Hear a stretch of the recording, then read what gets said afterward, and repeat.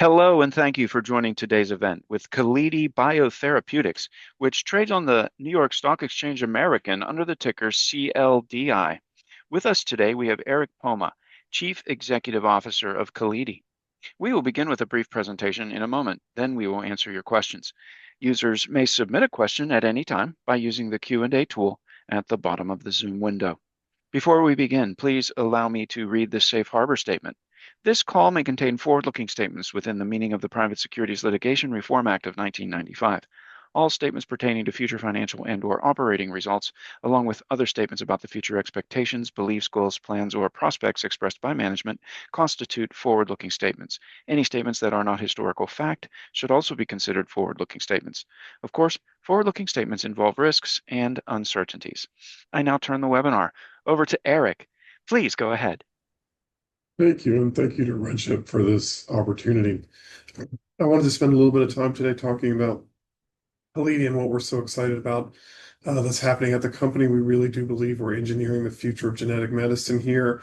I'll show you how we're moving forward in cancer, but also how this technology can really apply to potentially other diseases outside of cancer. I'll reiterate what was just said in the sense that I will be making forward-looking statements here. I want to start by just kind of grounding us where we are right now. There's lots of different modalities available in oncology. We know that there's still huge unmet medical need in oncology, though, so the space is still always looking for new mechanisms of action, new ways to go after tumors. We've seen that viruses can have a role here, but to date, this has been limited to what we call intratumoral or local administration. What that really means is you inject a virus directly into a tumor and the virus can replicate and destroy tumor cells that way. We've seen fairly good success here. Amgen pioneered this space 10 years ago with the approval of T-VEC for certain types of melanoma, but there's been a lot of exciting activity recently here. CG Oncology just submitted their BLA for bladder cancer, some very exciting data there. Candel is moving towards a BLA finding in localized prostate cancer, and Replimune has shown some really promising data in melanoma, and it looks like they'll be moving forward with submission as well. Again, all this is limited to intratumoral, right? In bladder cancer, that's via intrathecal administration into the bladder. Candel is directly injecting into the prostate. Replimune is directly injecting into melanoma sites. The problem with intratumoral, as exciting as this is that it's highly limiting. Most patients have metastatic sites that are not accessible to intratumoral injection. So most patients aren't eligible for this.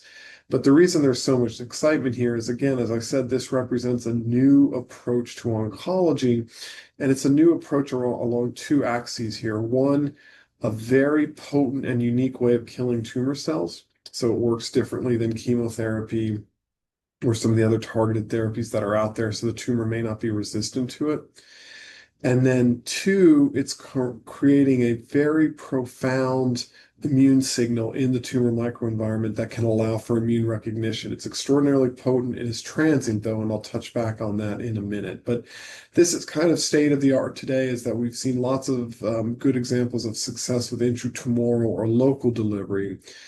But the question is, can we get to systemic therapy, right? The problem here has been when people try to inject viruses directly into the serum so that they could go throughout the body and get to these metastatic sites. As you might imagine, they're viruses, they're seen as foreign by the immune system, and they get cleared very, very quickly. Before they can ever really get to the tumor, they're getting cleared by the immune system. This has been a problem that Calidi's been working on for the last decade here.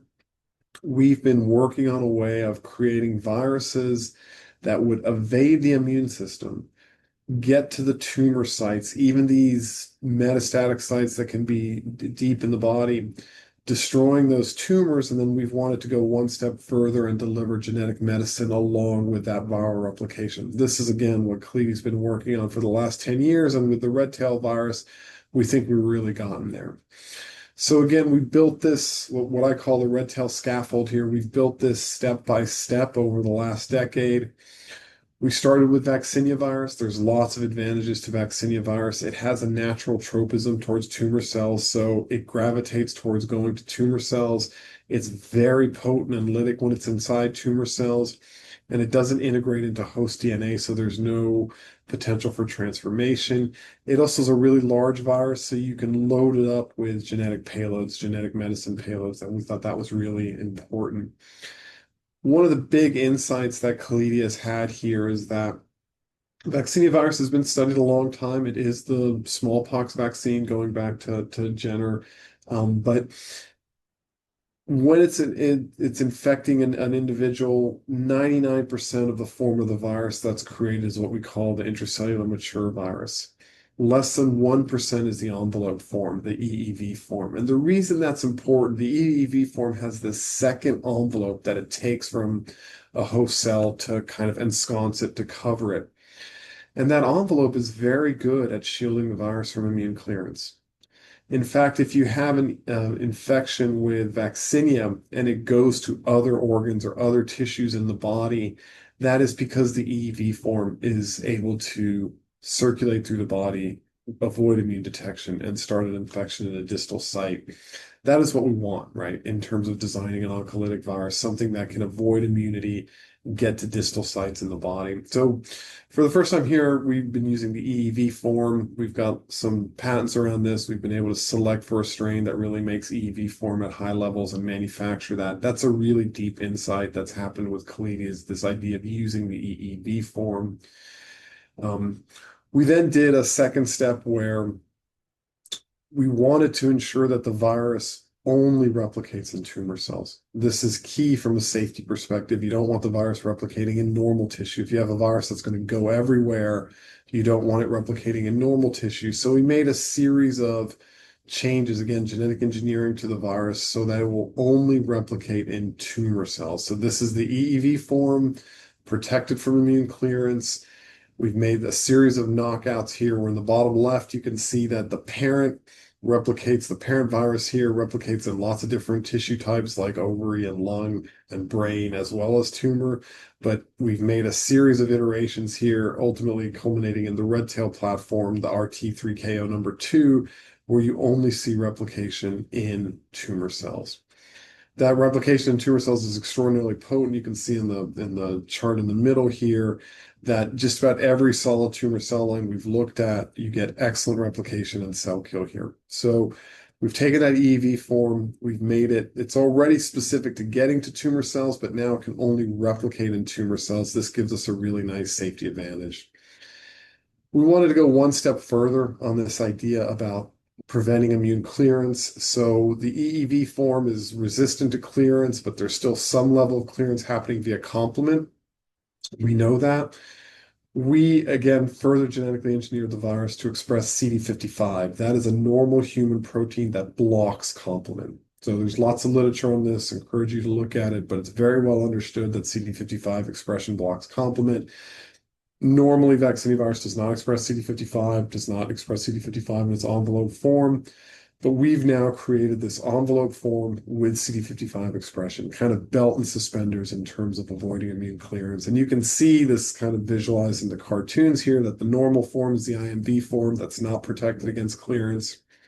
We're using the EEV form, which is less than 1% of what you typically see in an infection, that has some level of protection against immune clearance. That's how the virus normally spreads through the body. And then we've gone one step forward and engineered high levels of CD55 expression. And you can see on the bar graph here, this is exposing virus to complement in human serum. The IMV form, 80+% of it is cleared almost immediately by human serum, by the complement in human serum.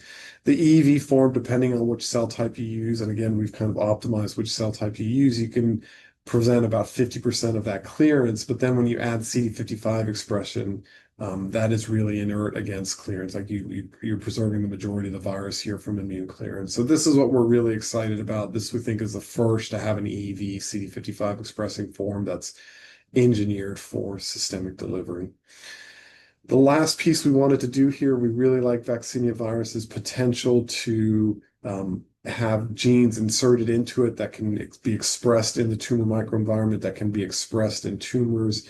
Vaccinia is excellent in terms of having a large capacity for insertion, and then it's very, very efficient at expressing those genes when it replicates, much more so than smaller DNA or RNA viruses that lack a lot of the transcription translational machinery and the ability to turn off host translation. So we think Vaccinia is an excellent model for this. So we wanted to include a payload that would really build on not just the lytic activity of the virus, not the ability to just destroy tumor cells, but I mentioned earlier that when that happens, you get this profound but transient immune signal. We wanted to build on that immune signal. So the first payload we're doing here is IL-15 superagonist. So if you know the space, IL-15 cytokine is an extraordinarily powerful growth factor for activating both NK cells, so the innate immune arm of immunity, and CD8 T cells, the kind of adaptive and memory arm of immunity. IL-15 is very, very good at activating both of those. And we're using a form of IL-15 cytokine called IL-15 superagonist. This is just some mutations are made to the IL-15 cytokine to just enhance its activity. This has been tested clinically. This is what we're using as our payload here. So IL-15 superagonist. Why are we so interested in this? There's a really interesting approval of an IL-15 superagonist called Anktiva. It was approved for the treatment of non-metastatic bladder cancer. And I mentioned earlier that bladder cancer is really interesting because you can directly inject medicine into the bladder. You get extraordinarily high concentrations that are in a small volume. That's what's happening with Anktiva. They dose 400 micrograms per kg into an empty bladder with 50 mils of saline. That's a concentration of 80,000 picomolar. They've seen excellent activity just by introducing IL-15 superagonist into localized space where they can give really high concentrations. They saw 62% of patients with a complete response.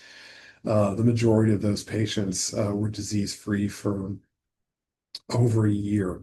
So that data has been really exciting to the space. Again, giving a high concentration in the tumor, able to get these really good results. The problem with IL-15 superagonist has been if you try to give it in a metastatic setting, again, where there's tumors throughout the body, they have to drop the dose substantially because you can't just activate the immune system everywhere. And their serum concentrations with systemically delivered Anktiva are roughly 20 picomolar or less. So you're talking about a 4,000 drop in dose.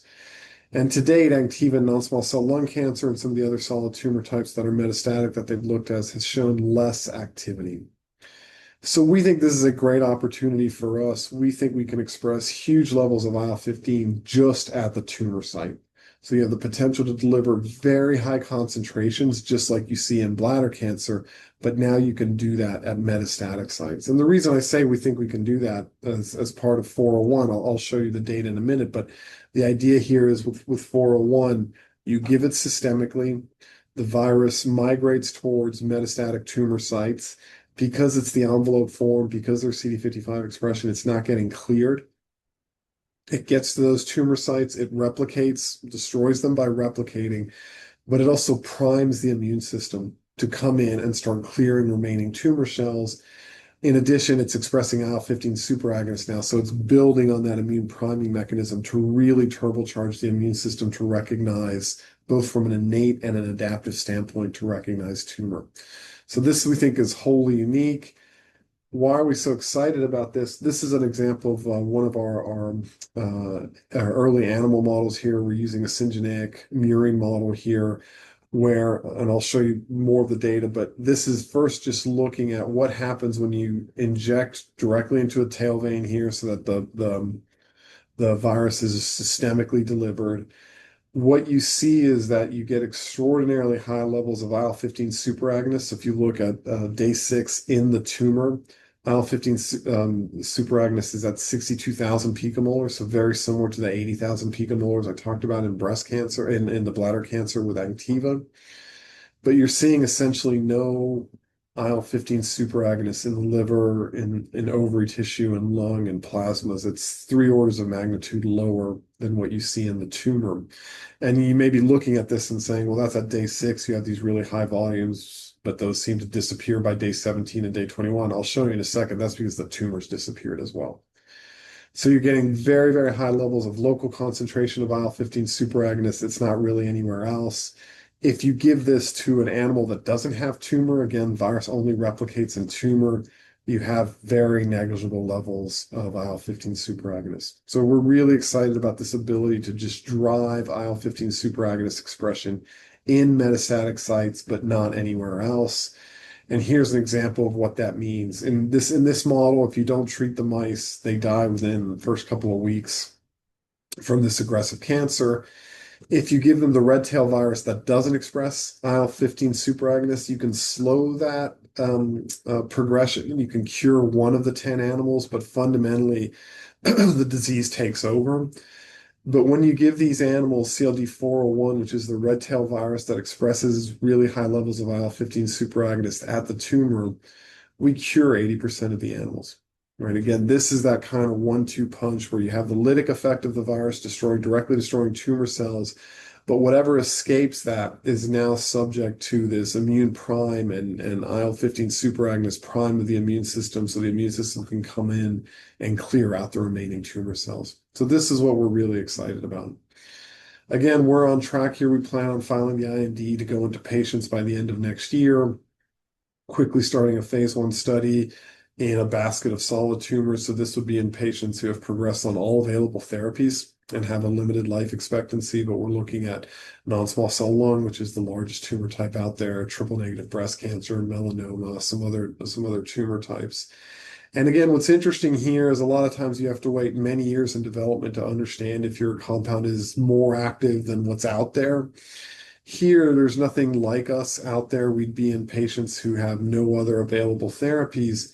And if we see responses early in phase 1, I think it would validate that we can give the drug systemically and it can get to metastatic sites and have activity. So there's the potential to understand very, very quickly if the drug is working or not.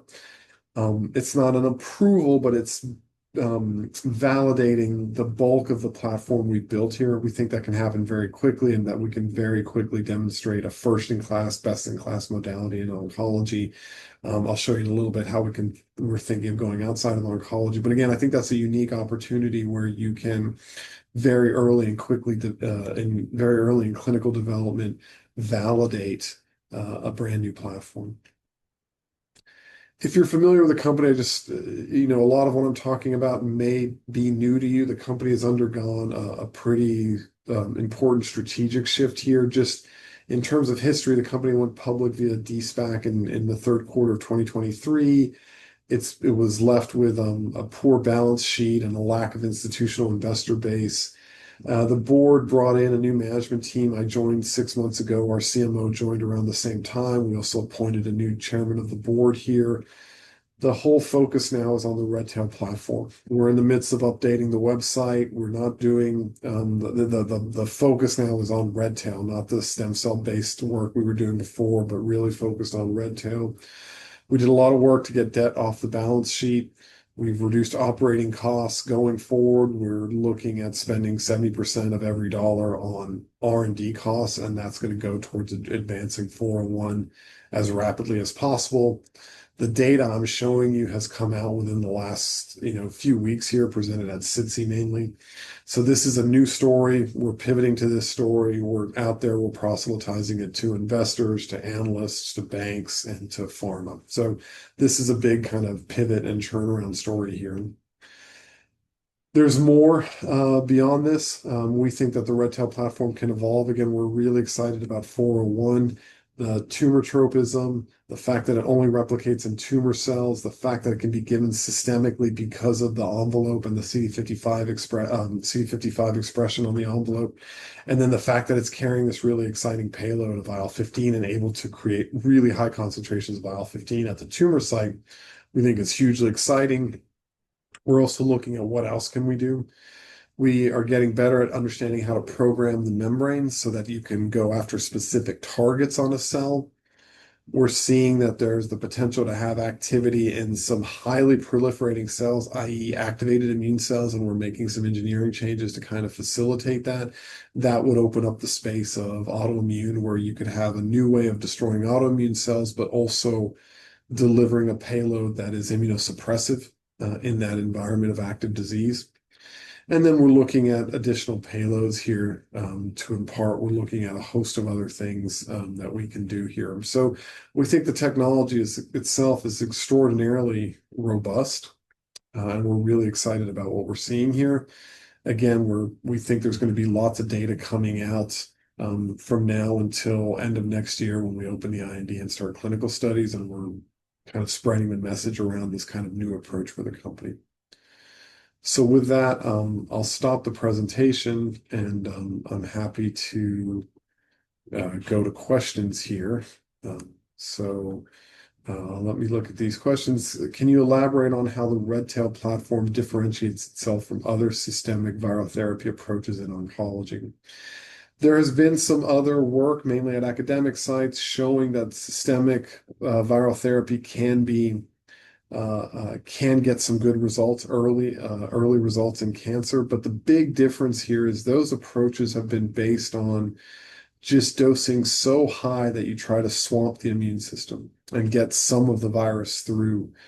That comes with its own toxicity issues and some of its own problems. Here, we think our perspective around having this envelope form with CD55 expression is wholly unique. This idea that instead of trying to overwhelm the immune system, you're trying to evade it, we think is very unique here.